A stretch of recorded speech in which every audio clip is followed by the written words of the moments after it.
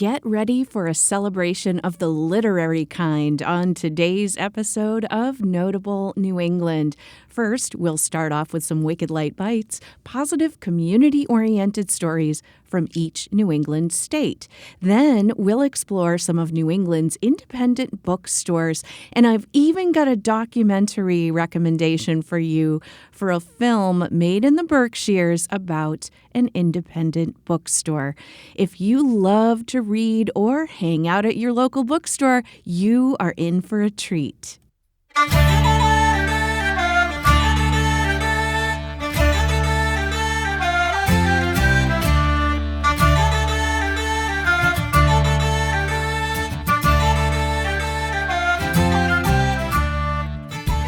Hello, lovely listeners. Thank you for tuning into Notable New England. I'm your host, Gretchen B., and I am a lifelong proud New Englander. It's great to be back here with you today, and boy, do I have a fun show for all the literary types out there. If you weren't aware, Independent Bookstore Day was Saturday, April 26th, and I thought we have an abundance of wonderful independent bookstores in New England, so let's talk about some of them. I've curated a small list to get the ball rolling for you, to get out into your community and explore the literary scene. Also, I have a documentary recommendation for all of you literary lovers out there that was filmed in the Berkshires that will leave you feeling good about the power of community. And speaking of community, I wanted to send a shout out to Layla and Angie for becoming members of our Patreon community. I appreciate your support very much, and I'm so glad to hear that you are enjoying the podcast. The sustained support of our paid Patreon subscribers helps with costs associated with podcast production, research, and it helps to bring inspiring interviews to life and allows me to keep sharing the voices and history that make New England so remarkable. You can visit patreon.com/Notable New England. You can get some great perks as a thank you, including early ad-free episodes, Notable New England merch, and more. That's patreon.com/Notable New England.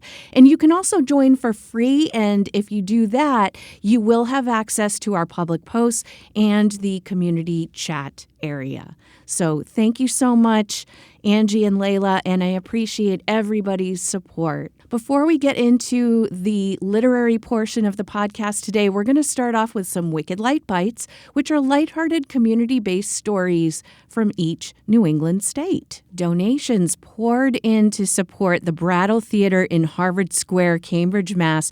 after a plumbing emergency forced them to shut down for 5 days. This was going to be a huge financial hit for the nonprofit theater, so they set up a fundraiser to help offset the cost. The community came out in full force, and the fundraiser exceeded the fundraising goal set. Creative director of the Brattle Theater, Ned Hinkle, said, quote, "We are totally whole from that. We made up the money that we did lose by not being open in donations, which is totally amazing." He also said, quote, "We're just so thankful to everybody for the support, for coming forward and making a donation to us at this time. And it's amazing when that happens. It's such a validating experience to know that everybody's there ready to help out the Brattle." Information from this story came from the Brattle Theater's website as well as Molly Farrar from Boston.com. Olivia Richardson for New Hampshire Public Radio reports that an estimated $72 million in medical relief will be heading to New Hampshire residents. Undue Medical Debt, which is a nonprofit based in New York City, recently paid off $30 billion of national debt from the former debt collection agency Pendrick Capital Partners. A portion of that is going going to go to help Granite Staters. Daniel Lampert, the director of Undue Medical Debt, said it'll take 1 to 2 years before any letters of relief roll out to borrowers, and they are focusing on retiring debt for people who make less than 400% of the federal poverty level. For a single person, that means anyone making close to $62,000 per year. The group is also looking at removing debt that is 5% or more of a person's annual income. Lampert says, quote, "That relief is not a silver bullet. We think it's really important to meet people in the moment. Over 100 million people are struggling with medical debt to the tune of far above $220 billion is the estimate from Kaiser Family Foundation. So I think it's really important to get this off of people's backs." Last episode in Wicked Light Bites, I told you about the Made Here Film Festival in Vermont that was happening April 24th through 27th. Well, every year at the Made Here Festival, they feature film work from students at Champlain College. This year, they featured 3 short documentaries, and these films are available to watch on demand at Vermont Public's PBS station. The 3 films by the Champlain College students are as follows. The first one is called Spinning a Yarn. Vermont was once a center for wool production, a state dominated by sheep farming and woolen mills. Those days are long gone, but the passion and purpose of sheep farming continues to this day. In Spinning a Yarn, producers Audrey Lewis and Eliza Olson cover Vermont's sheep farming history, but also bring us to present-day sheep farmers who are keeping a tradition and a way of life alive. The second movie is called Sonic Timber, and it's a story about luthiers, who are people who create stringed instruments, and in this case, very special guitars. Vermont, as it turns out, has its share of fine guitar makers. Producers Luke McCarthy, Nate Scram, and Unie Martinez show us how guitars are made, the depth of the craftsmanship involved, and also something about the price. In one story, they show how a couple of guitars were made from one exotic piece of wood that itself cost 6 figures. They also include a well-known musician and buyer of these instruments, none other than Trey Anastasio from the band Fish. And the third film is called Still Fighting, and it tells the story of the Liberties, a Dublin neighborhood that is going through change. Producer John McDonnell, studying abroad at Champlain's Dublin campus, learned how gentrification is making this popular neighborhood harder for lifelong residents and business owners. By interviewing historians, people in government, shopkeepers, and neighbors, John captures the life of this community and raises important questions about the challenges of urban renewal anywhere. Thank you to Eric Ford from Vermont Public for this information. Ariana St. Pierre at WGME 13 in Maine reported some great news on account of Millie the Bloodhound. Now, Millie is just 10 months old, and she is a member of the Maine State Police. Well, Millie helped to locate a missing Rockport, Maine woman. The woman, who is 77 years old, suffers from cognitive issues, and she had last been seen leaving her home around 7:30 p.m. on Wednesday, April the 23rd. Law enforcement's initial search came up empty-handed, but then they called in Millie for some help, and using one of the woman's socks to trace her scent, Millie tracked the woman down very quickly to an outbuilding where the woman was found safe. Quote, "We're incredibly proud of Millie and grateful for the teamwork that brought this case to a successful close." Maine State Police. That is a quote from them. And what a good girl, Millie. Great job. Davies Career and Technical High School's culinary students will be competing in the National Pro Start Invitational in Baltimore, Maryland. Governor Dan McKee visited the Lincoln, Rhode Island school to wish the students the best of luck. Students are tasked with preparing a 3-course meal in 60 minutes with limited resources. They will be judged on taste, teamwork, safety, and sanitation. 2 students will represent the management side of the hospitality industry and will present a proposal for the next promising restaurant concept to a panel of experts. Thank you to Melanie De Silva and Sophia Zabo at WPRI 12 for this information. If you're a fan of the musical or the movie adaptation of Wicked, you'll want to visit Cava Restaurant in Stonington, Connecticut. Their dining room is now Wicked themed. There is a yellow brick road, a mechanical Oz head. The set pieces are on display as well, and it'll make you feel like you are in Oz. They added Wicked-inspired drinks to the menu, too. Cava's general manager, Tony Papachristou, had this to say, quote, "Whether you like Wicked or The Wizard of Oz, I think you'll love the experience here. There's little hints throughout the whole experience, and we have all the different elements of green throughout the tapestries of Emerald City." The Wicked display will be up at least through the summer, maybe longer, depending on the popularity.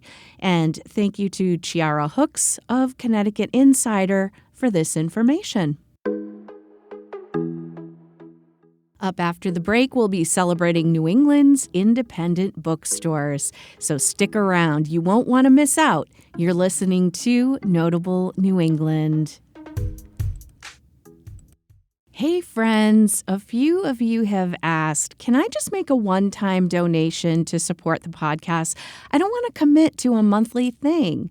Well, yes, now you absolutely can. I've just set up a page at buymeacoffee.com/Notable New England where you can make a one-time contribution to the show.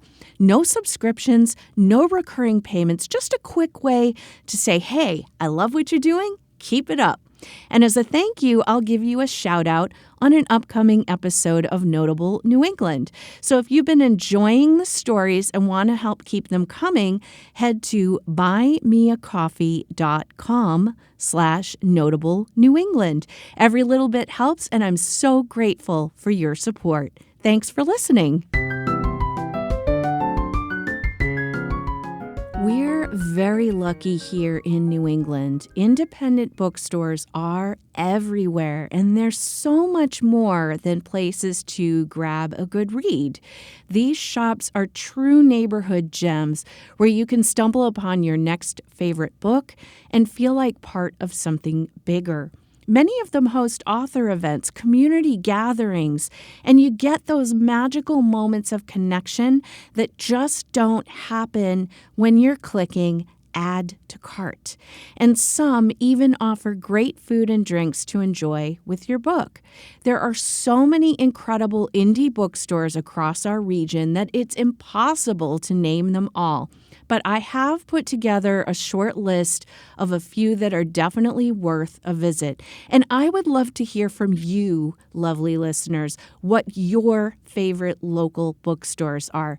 Head over to the community chat section at patreon.com/Notable New England and drop your favorite New England local bookstore recommendations. Let's keep sharing the love for these amazing spaces and help each other discover even more literary treasures around New England. Again, if you go to the community chat section at patreon.com/Notable New England, you can drop your recommendations there.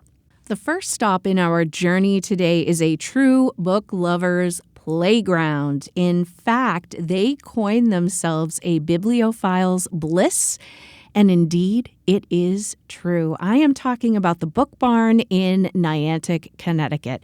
Established in 1988, the Book Barn has a collection of over 350,000 gently used and rare books. Because they take in so many books, you'll often find books that aren't carried at other bookstores or even in public libraries.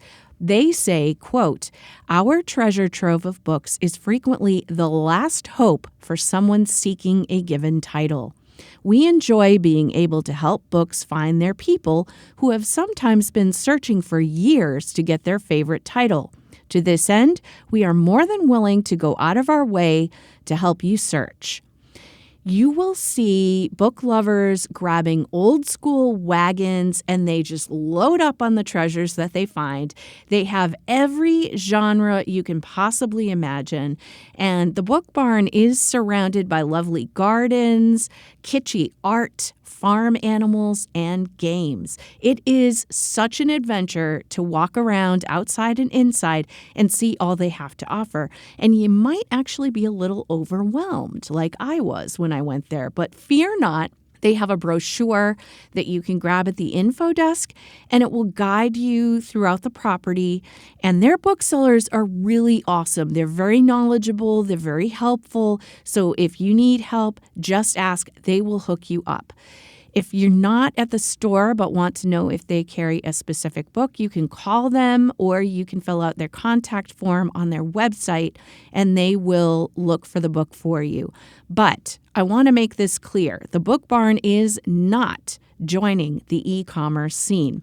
As they say, quote, "Although the Book Barn maintains a web presence, we view the barn as a traditional brick and mortar or cats and sheds shop, and as such do not participate in this newfangled e-commerce.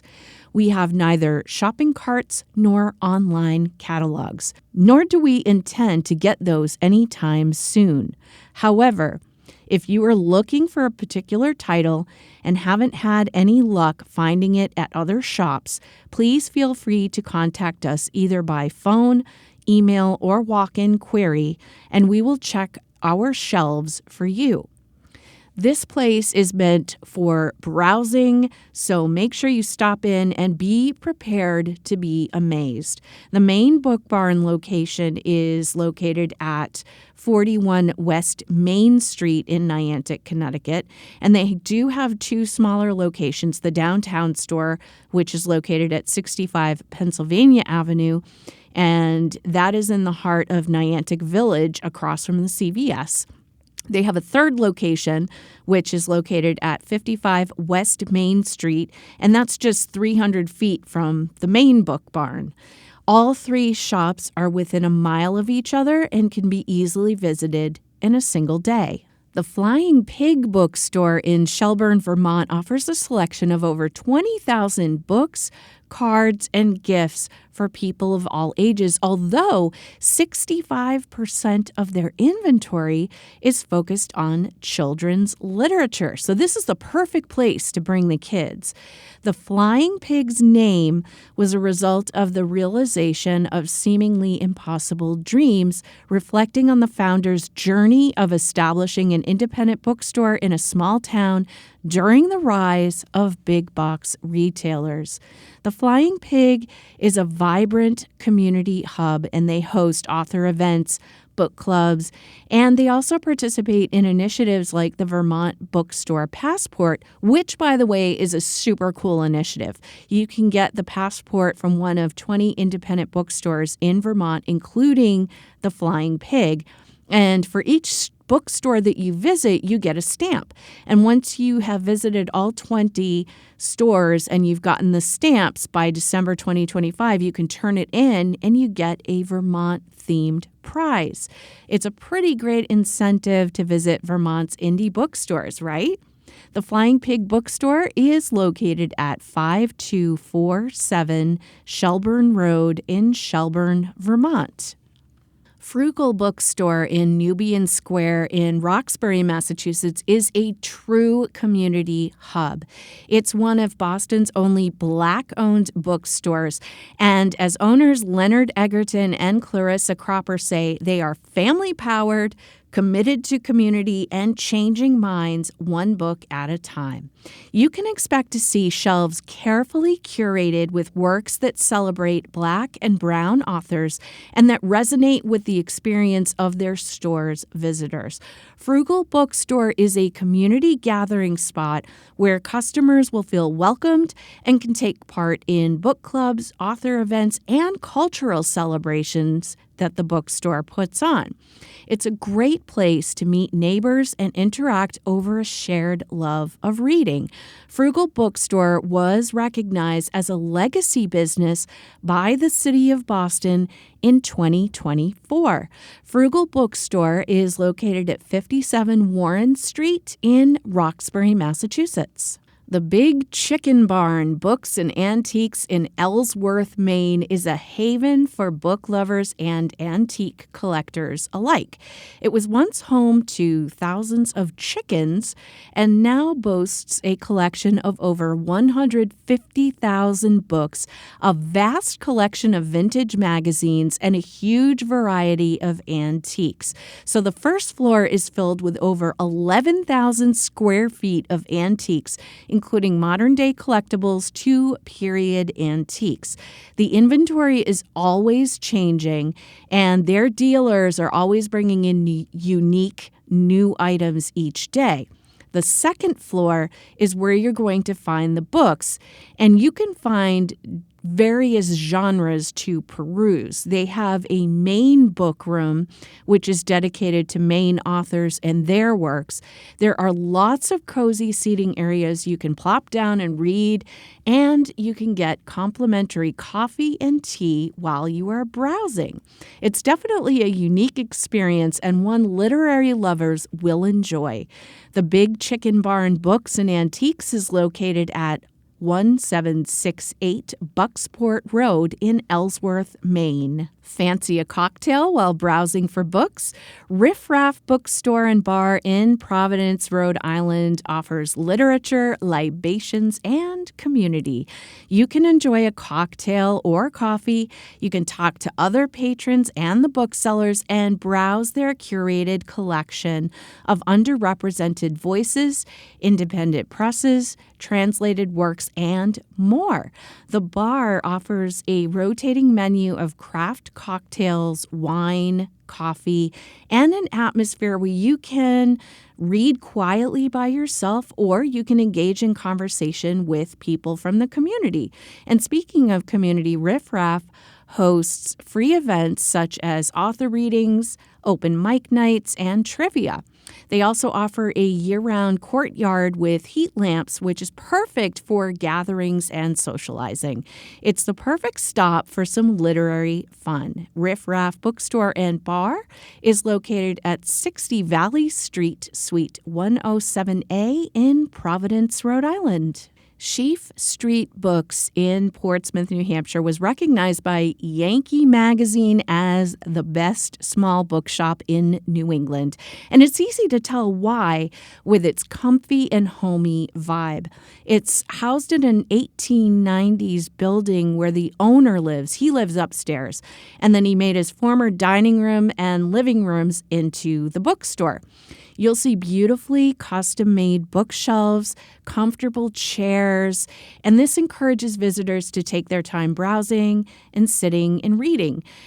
Soft jazz and classical music is often playing in the background, which offers more to the relaxing experience. And the owner has curated a selection of books that includes beat literature, haiku, counterculture writers, and New England classics. You can also find cookbooks, new releases, and other classics. If you love bookstore cats, you'll see the owner's cat roaming the store and greeting visitors.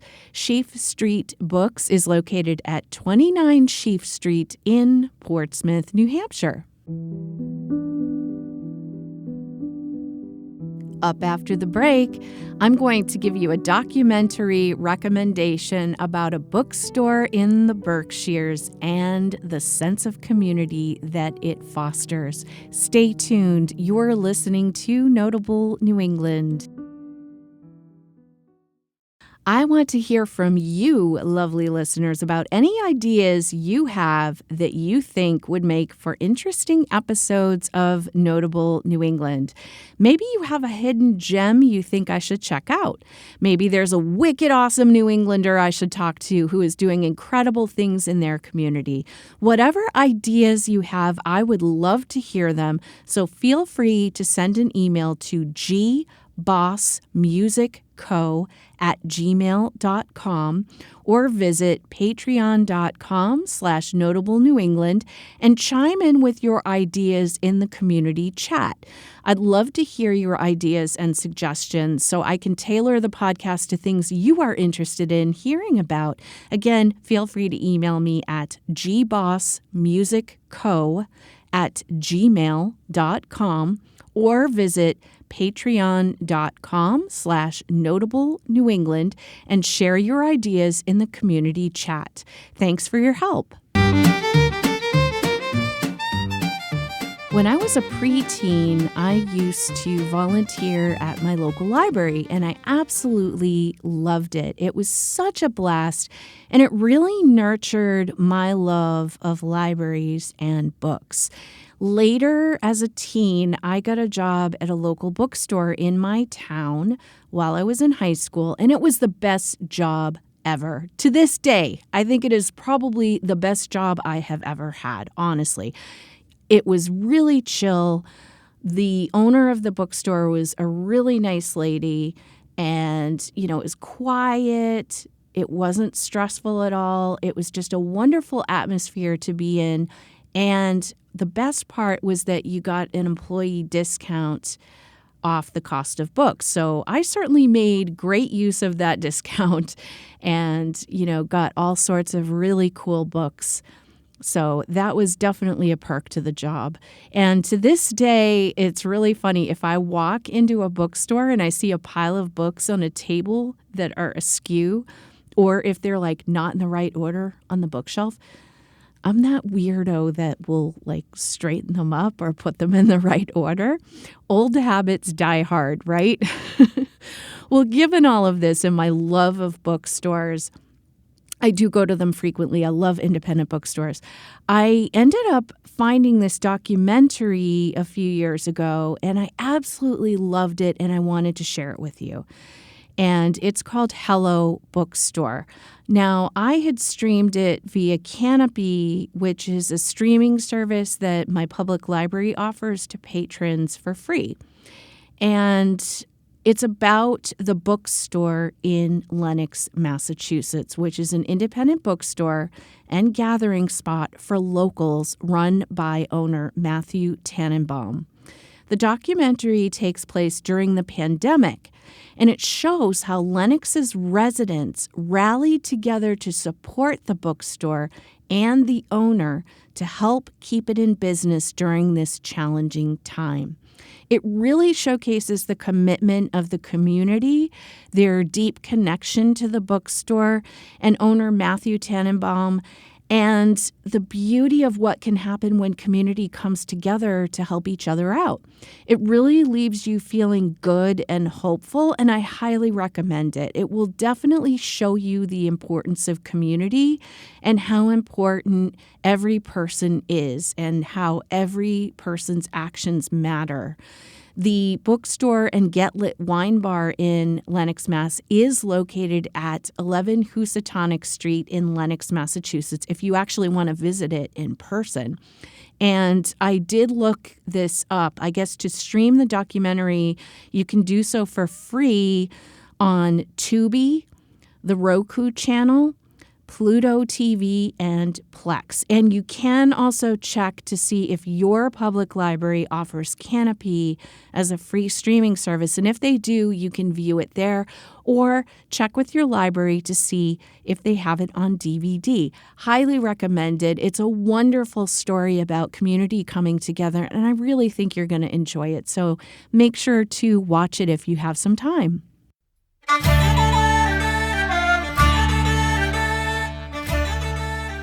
I hope you enjoyed this episode of Notable New England and now have a starting point to explore some great independent bookstores in New England. And please do go to patreon.com/Notable New England and give your recommendations for the best New England independent bookstores in the community chat area. I would love to get a list going of great bookstores that everyone can explore. I'll be back on Sunday, May 11th with a new episode of Notable New England, and I hope you'll join me. Until then, be kind to yourself, be kind to others, and get out into your community. Meet your neighbors. Let's make our communities stronger together. I'll see you next time.